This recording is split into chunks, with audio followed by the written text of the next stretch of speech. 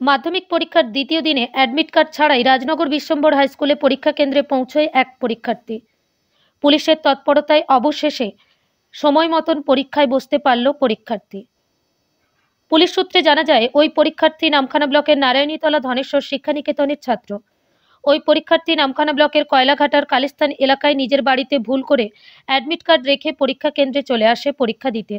বিষয়টি জানতে পেরে নামখানা থানার ওসি বিভাস সরকারের নির্দেশে নামখানা থানার পুলিশ কর্মীরা ওই পরীক্ষার্থীর বাড়িতে যায় এবং অ্যাডমিট কার্ড নিয়ে পরীক্ষা কেন্দ্রে পৌঁছয়।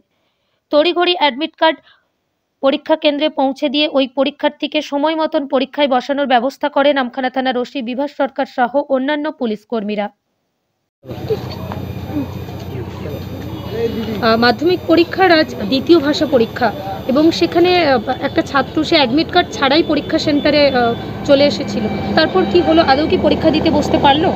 হ্যাঁ, সঙ্গে সঙ্গে আমার পুলিশ স্টাফ ছিলেন, পুলিশ স্টাফকে জানতে পারলাম ছেলেটার বাড়ি হচ্ছে কয়লাঘাটাতে।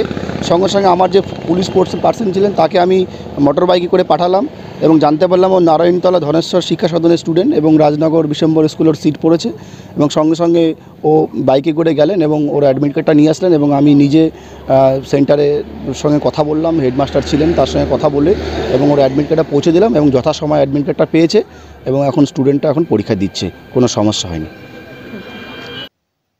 নামখানা থেকে রবীন্দ্রনাথ পড়ুয়ার report, Sundarban green news. Sundarban green নিউজের সমস্ত খবর সবার আগে পেতে আমাদের চ্যানেলটিকে সাবস্ক্রাইব করুন এবং পাশে থাকা নোটিফিকেশনের বেল আইকনটি বাজিয়ে দিন।